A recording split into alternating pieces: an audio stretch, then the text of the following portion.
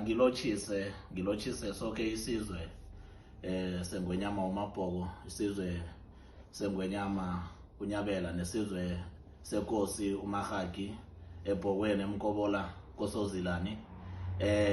Igama lami nginguSipho Mahlangu unyamayengwe uMahagi wesibili inkosi yakosozilani.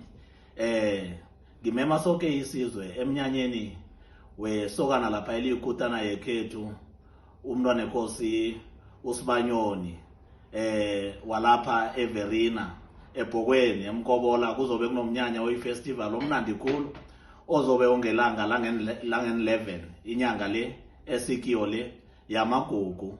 Ngibawa ukuthi sonke ke siphelele lapho khona uSinethemba azobe agidinga khona iminyaka eli10 asekorweni yomvumo wesiNdebele. Ongomunye wabasana namasokana anamandla khulu emvumeni wethu lo wesintu wesiNdebele.